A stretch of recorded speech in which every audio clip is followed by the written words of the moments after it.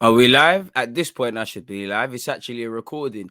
People deluded. I'm back again. Thank you very much for tuning back in each and every time. Welcome back to another edition of the Deluded Podcast, the DG Podcast, the Really and Truly Podcast. I thought I would try something different. I'm doing it the exact way I am, but I thought, you know what? A lot of people like to, listen to podcasts. Obviously, his voice that's the majority of the reason it's a podcast, but a lot of you like to see it physically. And I thought, you know what? Let me try a thing. Obviously, I typically just, the audio thing is just me talking into Audacity and using my mic and whatnot.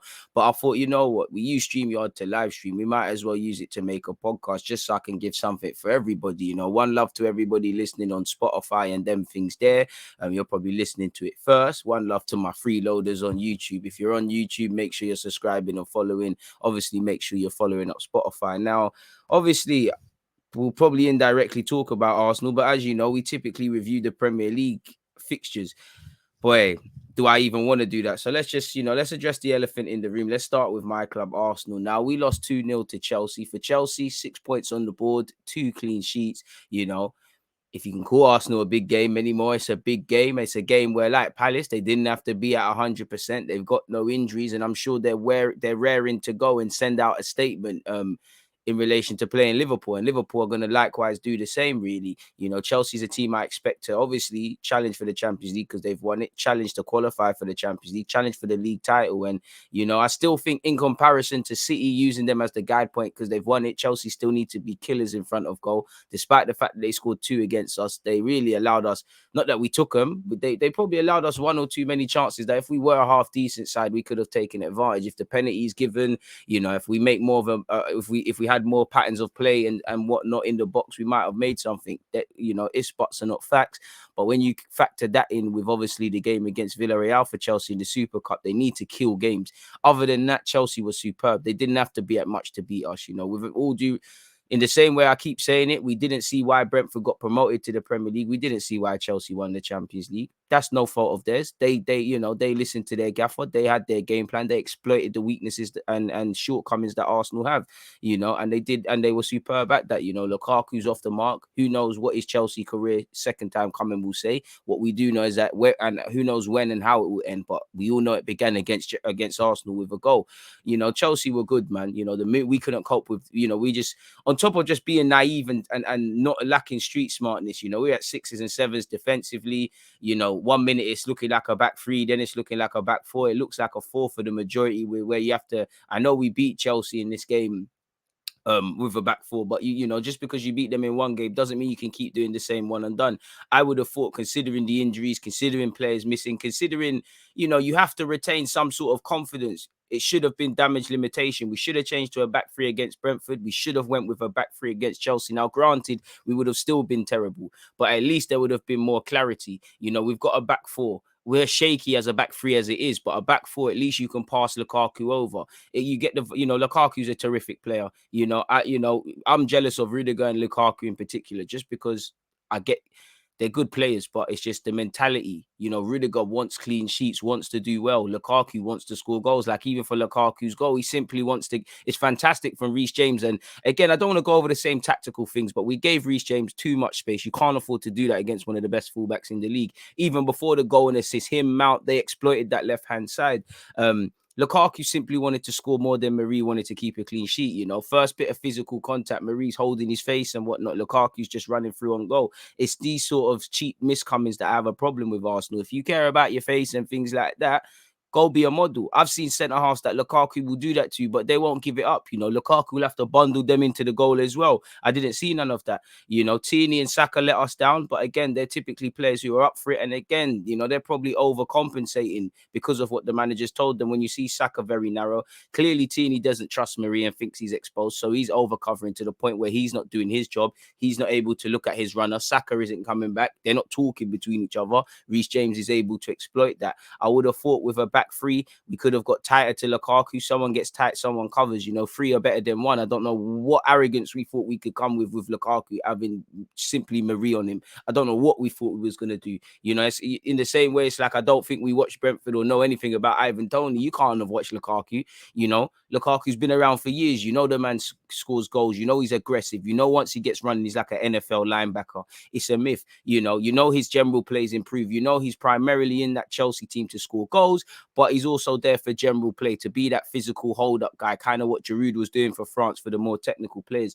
So if you win the first against Lukaku, you need to compete for the second. If you miss out for the first, you need to win. You know, if you miss out the second, you need to win the first. And I wasn't seeing that. We weren't prepared to win our first and second battles. Fullbacks weren't prepared to win their battles against wingbacks. Midfielders didn't want to win their battles. Again, I didn't know what was going on. Martinelli tried, but again, whether it's Martinelli, Balogun, Lacazette, Aubameyang, our strikers are starving. You know, it was a more positive game in that it wasn't a cricket score that we are historically accustomed with Chelsea. You know, it isn't, you know, it wasn't as bad as we thought, but we need to turn from, you know, we need to stop finding positives based on how crap Arsenal was or our expectation and judge it on, is this looking like a team that can get Europe? It's a shameful one.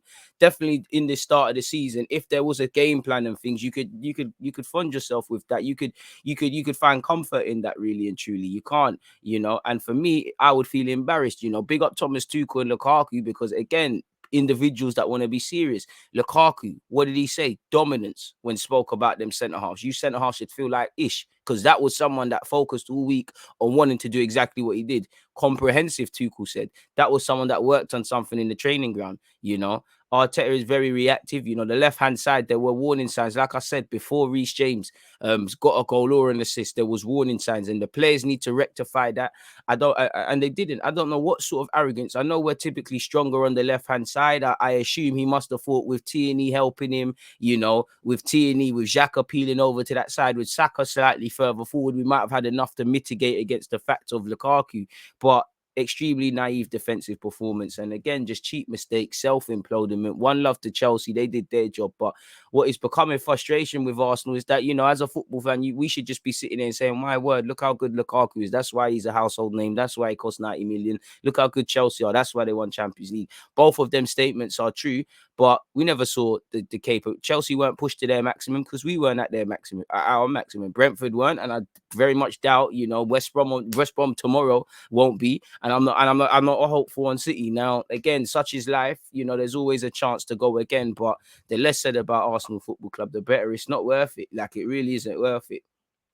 You know, we're at that point now where you're not even going to get praise, bro. Chelsea can't get praise for beating Arsenal. Brentford can't get praise for beating Arsenal. Everyone looks at Arsenal as lunch meat, as victims, as 3 points on the board. And rightly so. You man are playing like victims, behaving like victims. People are feeling sorry for themselves.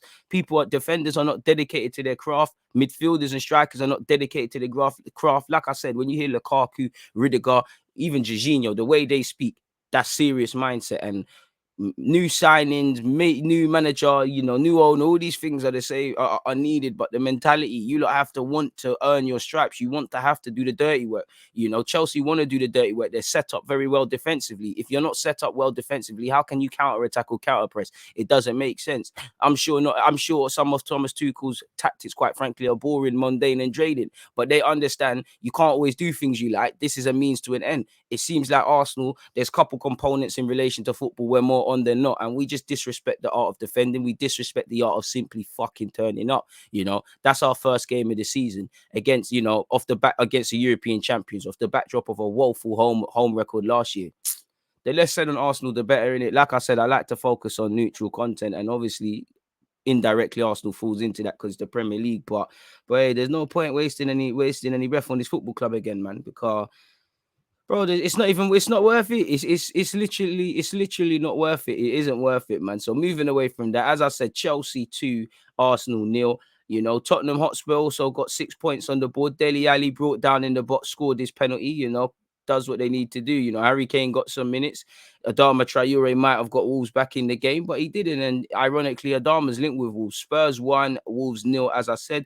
Big result for Southampton, 1-1. To be fair with you, they should feel aggrieved that his 2 points dropped. I'm a big fan of Mason Greenwood. I think he had a good game, and I think he's going to have a good season, or at least I hope he does, because I think that man is with the Sakas and the Foldens and all of these guys that pardon me, people should be building the team around probably really and truly if you want to see anything. And yeah, he scored an equalizer, and Pogba was amazing yet again. Technically gets an assist, but yeah, man, Fred got an own goal, but United can consider themselves lucky. At the end of the day, 4 points isn't the worst. It could have been worse if De Gea didn't make a good save. Is it a good save, or is it Adam Armstrong not being able to finish in that incident? I don't know. St Mary's for me is a tough ground to go with, and clearly it is for United. And unlike Arsenal, Southampton, they turned up. They were physical. They tried to match United. Obviously, I think it was a bit of a weird one because when I looked at them, they looked nervous and confident at the same time. Like, dead ball situations, marking in the box. There was heart in mouth moments. Timo Livramento had a good game. Fantastic bit of strength. One when he shaked off Fred and couldn't quite pick out a man in the box. Sellislu, there was a lot of goal line clearances and heart in mouth moments and all of these sort of things, people. So yeah, man, this is what happens when you apply yourself. The minimum Southampton did is apply themselves all week and turn up. By logic, look at the money United have spent. And this is me kind of going back to the Arsenal point. By that logic, they should walk the park with them, but they made it difficult for United. It was a very, again, I don't know how big the Southampton pitch is, sorry, but it appeared very narrow, very compact, very congested. Again, they doubled down on what they're good at, tried to maximize their strengths and just mitigate against United, sorry. Again, basic game plan. There were a couple of shaky moments. I did think Maguire was going to be in trouble in the game. Pogba, some lovely passes. Who did he pick out? Martial probably should have done better with his header where it's cleared off the line. But there was one lovely. I don't even remember who it might have been. Greenwood. I don't even know. I don't think they didn't score or do anything with it. It might have been Martial. I could be wrong. Outside of the boot, Pogba's having a good season, and such is life. Turn into a free agent on paper, having a good season. Hopefully, it correlates to getting PSG or something. But with them allegedly getting Camavinga, I don't know. I mean, a confident Pogba is a happy Pogba. And at this moment in time, United are keeping him happy. They're finding balance and you're getting what you're getting. Obviously, the question is, can he keep going? Obviously, the one thing that scares me is obviously, some people out there don't like to see Pogba getting praised. So the minute United lose or something shaky, we all know he's to blame for everything. I'm not too sure, Solskjaer has done well to find balance initially in his team. Martial got a look in, he didn't really take his chance. Greenwood got an education on the right again. And obviously they've got Pogba in real time drifting inside and that, but operating off that left to obviously get Bruno in the team. And then you've got to find balance with Matic and Fred. I don't think it's the most balanced of foundations. I personally think United, ideally in an ideal world, they should be looking to replace those two in Fred and Matic. And even when McTominay's there, obviously some man could be part of the squad because it kills their build-up play. Again, many people are talking about the fact that Fred and Matic are both left-footed and it was affecting them, which is probably, there is some degree, but neither can really progress the passes. Fred is quite basic. Matic, that's not a strength of his. Bruno is quite indisciplined, as you saw for Portugal. It works for United because they're doubling down on him, but he's not currently mature enough or sensible enough to play a more withdrawn role or to do, you have to double down on his strengths. He'll muck in defensively, but you know what you're getting with Bruno. And, the only way to kind of get the best out of Bruno and get the best out of Pogba is probably at this moment in time off that left-hand side in real time narrow. Obviously, Pogba can play in either of where Fred and Matic played, but then it's an interesting one because you kind of rob Pogba. You get a very good player for the collective, but you rob Pogba potentially what he can do individually. Obviously, like you've seen for France, there's been little dibbles and dabbles. He shows his quality, but he has more responsibility, sort of thing, defensively, and all right, ticking the game over for the team. So I can understand it. Again, for me, I'd play Pogba in that pivot all day because I don't think they've got better to do it with. But I understand why he's off that left because you kind of want Pogba further forward. He gives you a lot when I wouldn't say he's roaming, but there's more of a mandate to connect with Bruno again, in general. But these last two games, not that it's been anything to cry about, but sometimes when Bruno and Pogba in particular have linked up, it's been crazy. As I said, for me, the best player in that team, I know it's Pogba, but it's Greenwood for me. It's unfortunate about the shirt he wears. Credit to Livramento, like I said, he left Chelsea, such is life at Chelsea in the difficulty. You're playing Premier League football and it's unfortunate because you got a bag of right backs in England, and obviously Trent and what's the other face? Trent and I'm forgetting his name now, so he can't be that good now. I'm playing Trent and Reece James had a great weekend, and for some reason Southgate's acting over Trent, but you never know what could happen, Livramento, when you keep doing your job. other people might get interested. And I'm not too sure of where the origins of the name Livramento originates from, but there must be one or two other nations involved in that sort of thing. So yeah, Southampton were decent. Brighton dealt with Watford, and I'm scared of the trip to Brighton because yes, Arsenal Brighton, that scares you definitely at the at their place. You know, Watford were caught cold, people. 2-0 Brighton. You know, Duffy's having a good start to the season. Good header from a set piece. Mupé scored. Good finish and sent the keeper with the eyes after obviously Basuma snapping at the heels. How Arsenal haven't got Basuma, I can't understand because he improves our midfield. I would, and away from that, surely Liverpool should take a chance on Basuma. I know he's not directly a Ronaldo replacement, but yeah, and you know, I love Basuma. Obviously, you know, we all saw him the interception for, I believe, technically the second goal. It was very good. And you know, Brighton got 2 wins from 2, and I'm sure Graham Potter will be happy. He's got a clean sheet. You know, 2-0, 3 shots on target, 13 shots. Maybe could be a bit more clinical, but that's 6 points on the board. And Brighton kind of had a topsy-turvy season last year. They've started in a better fashion. Commiserations to Norwich, you know, again, but Manchester City ran riot, you know. Again, I'm sure Grealish was wants to score more glamorous goals, but it doesn't matter as long as they go in. Grealish got his debut goal. Raheem Sterling, Gaza man off the bench, bagged as well. You know the thing, you know, to see Damari Gray doing well, to see Antonio doing well, Ethan Pinnock doing well, Bobby Reed in the Championship doing his thing, Rafael Morrison at Derby. I'm loving what I'm seeing from the JA Tugs. Hopefully in 2020 World Cup qualifiers, we can do a thing. But in relation to this game, what can I say? It's 5-0, you know, clean sheet, 5 goals. City ran riot, you know. All is forgotten after losing their first game, I guess. But as you lot can see here, you know, Grealish, Laporte, Sterling, Mahrez. Again, that Mahrez goal, what was it? Ruben Diaz clipped a ball over the top, you know. It must be nice, you know. We've got City next.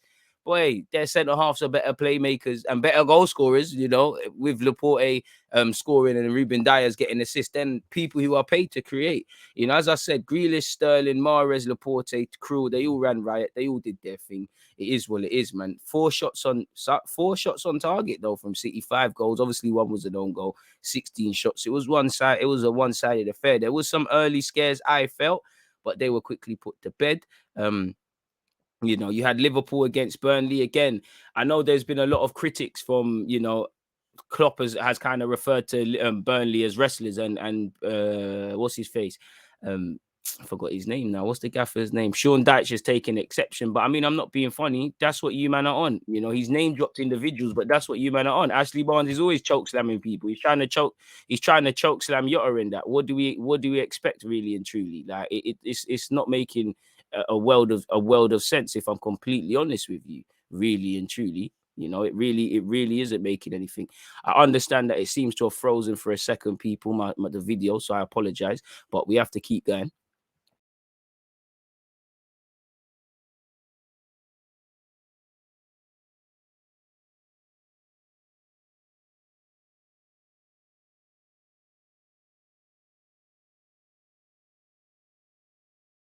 This is jarring, isn't it? Apologies, folks. We're having some technical difficulties. Let's close the browser and restart.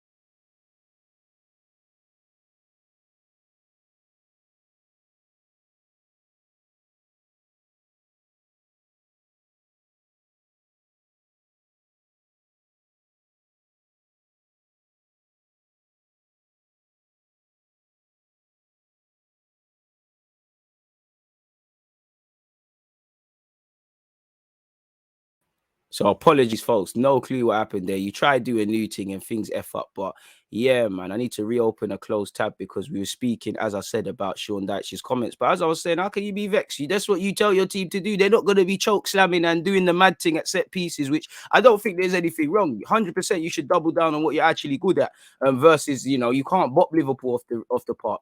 You know, to be fair, the game was closer in some stages early on than people thought. Liverpool haven't been perfect across the whole 90 minutes against Norwich or against Burnley. Couldn't handle it when they got going. I know Salah was denied via VAR. I'm quite annoyed my FPL team didn't get any points.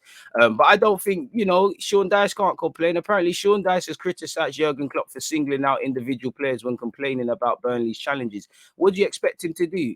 You know, what do you expect him? Apparently, Klopp said 100%.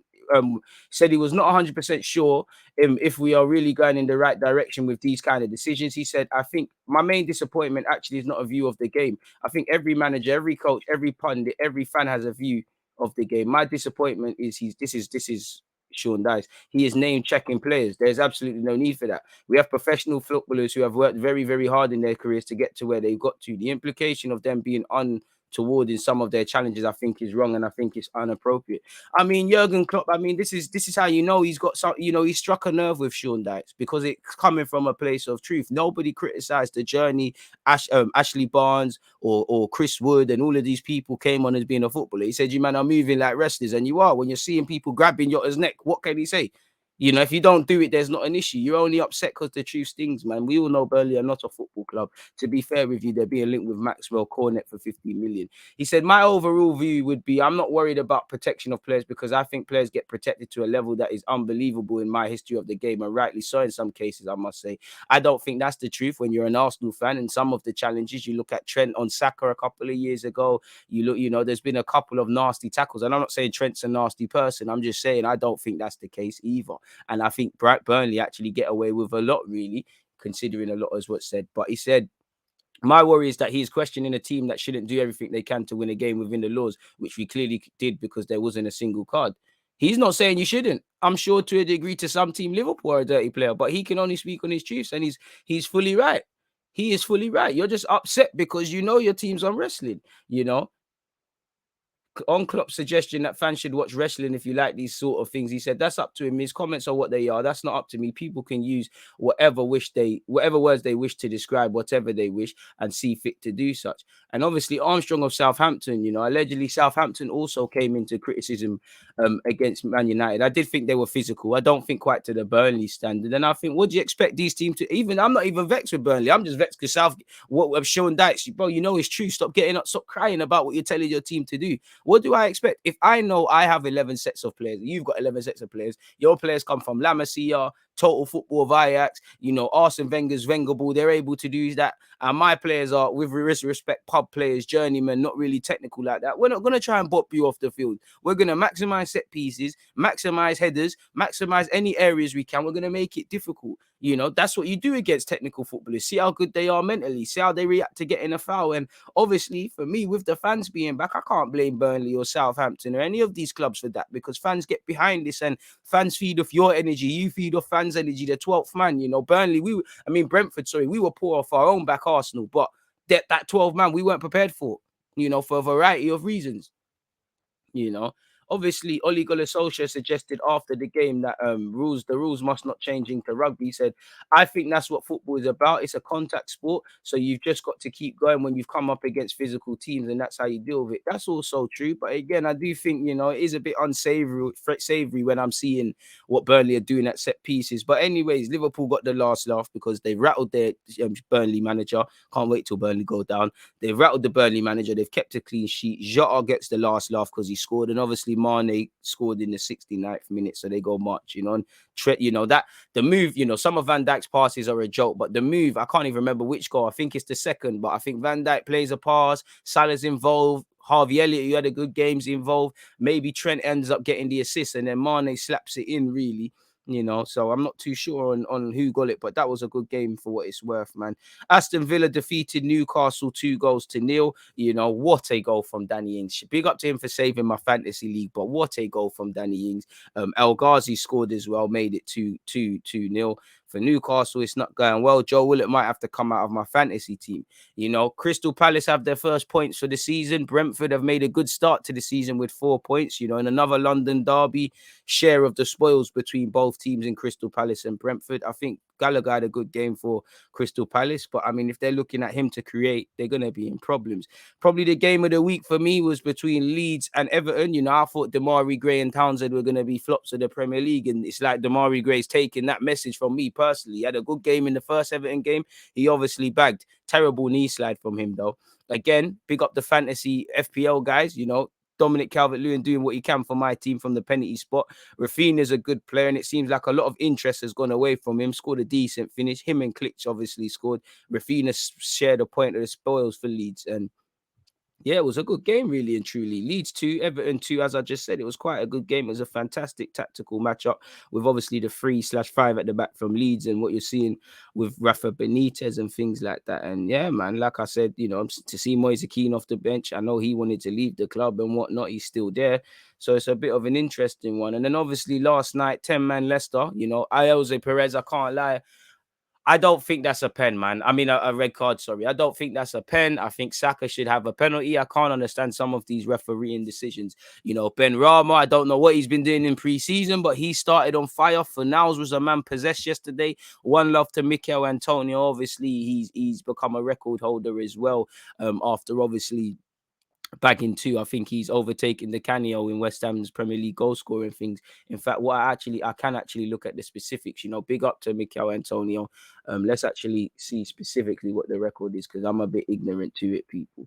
It's a night to remember. We all watched it. You saw the crazy celebration. Mikel Antonio stands alone at the top of the list of West Ham Premier League goal scorers, people. He scored his 49th top flight goal for the Hammers. And when you look at him, he's on 49, Di Canio's on 47, Mark Noble's on 46, 41 Carlton Cole. So again, Lampard's on 24, Tony Cotty's on 23. So again, some of these names, Canute, Hartson, Carroll, Trevor Sinclair, some of these guys are held in very good high regard by West Ham. So it's a fantastic one for Mikel Antonio, and he's been a good signing for them. It's a shame he's not a couple of shades younger, or people might be onto him. He's 31, it's now or never. And, I wonder what he'll end with, man. You'd imagine he gets close to 60, surely.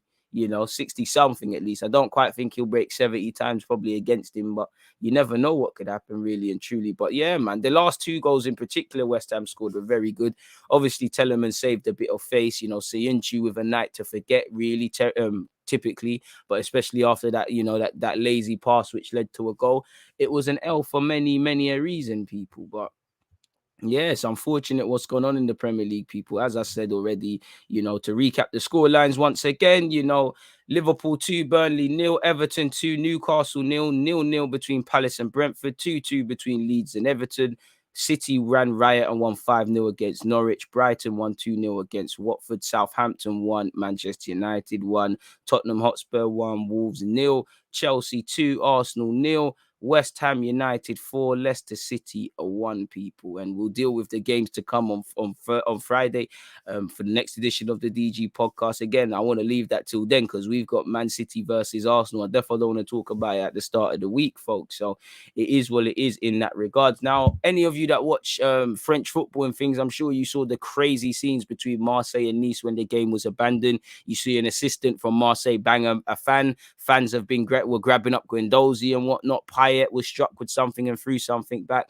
Unsavourable scenes. And you saw in the last couple of hours, the last day really, there's been a meeting between the two sides, meeting with the French league. Apparently, Nice have been ordered to play a number of games behind closed doors. You'd probably imagine there's sanctions as well. I'm not sure if Payet, despite being provoked, will face any discipline, but it is kind of a dark day where Nice are concerned, people. They're the south stand at their Riviera Stadium is to be closed for 4 games, obviously after the crowd trouble, folks, which is an issue in that regard. So make of that what you will. Away from that.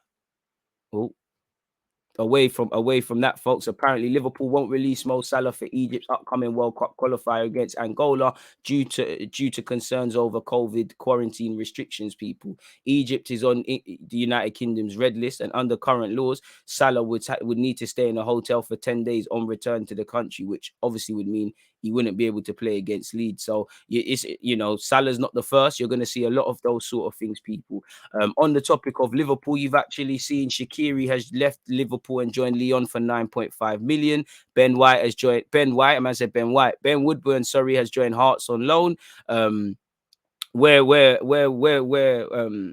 Where transfers are concerned, he's been linked with a loan move for the best part of a year. Manchester United's Brandon Willians has obviously joined Norwich City on loan. He joins obviously Billy Gilmore, and I think they've got a next man on loan. I've spoke about it in a live stream, and I'll probably cover it again at 11:30. But allegedly, Arsenal and Brazilian side Corinthians are in talks over a free transfer of them getting Willian, so that would be fantastic. That's as big as bringing in a player. I'd love for this guy to fuck off, especially after he's liking Instagram posts, rubbing out Arsenal. But it is what it is. He didn't put a gun to no one's head to sign for this club. He didn't put a gun to his head for the deal he's getting. So he's really the joke. As you lot know, Everton are having to eat an L. Exciting 17-year-old left back and / left winger. He can play in both roles. I think he's a future left back. Thierry Small, better yet. Is training in Birmingham right now, doing one-to-one sessions because he's left Everton. He's cancelled his contract. His 2-year scholar. Allegedly, he's close to signing for Southampton. Now, what a signing that would be for Southampton, getting Livramento and him. And for me, I think that's a good move because I'd be saying, listen, Terry, you're inexperienced. You're gonna have to wait. But so was Livramento of Chelsea. He's played in 2 Premier League games at the start of the season. And you look at Southampton. They're giving people chances. Hasenhuttl made some big decisions in defence. Fantastic move. Obviously Everton are due to a fat chunk of compensation. So I'm keen to see the ending fee on what that will actually be saying, people. But that's an interesting one. In relation to contract business as well, I mean transfers, we might as well see what's going on in the transfer world. I heard Sane got booed for Bayern Munich as well, which is unfortunate, but no one told you to sign for them. He's been playing poor allegedly. Let's go and look at some of the transfer speculation and all these things and see what's going on. Harry Kane is still linked with City. Talk about cutting it fine, and it's going down to the wire. Apparently, Gary Neville has urged Manchester United to move for Harry Kane. Fair play. Apparently, Tottenham want to sign Adama Traore. Adama Traore is definitely someone Spurs are looking at. Of course, Nuno Espirito Santo knows him very well from his time at Wolves. And I'm also told the managing director likes him a lot.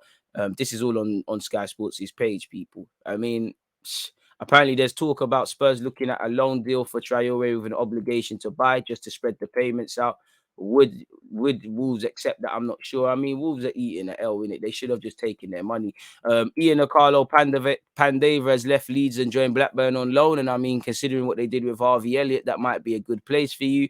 Manchester City winger, Morgan Rogers has left Manchester City and joined Bournemouth on a season-long loan. Apparently, the deal for the 19-year-old also includes an option to make it permanent. As you don't know, he joined Manchester City, apologies, from West Brom in 2019, people. And I think he's yet to make his official debut. I could be wrong there, but yeah, he played a key part for Lincoln last year and obviously got to the playoff final and whatnot. So it is what it is. You remember Daniel Jebison, who made his debut for Sheffield United and became the youngest player to score in his first Premier League start, showing Bruce how to do it. Apparently, Everton are one of 3 clubs interested in signing the 18-year-old forward, who is valued at more than £5 million.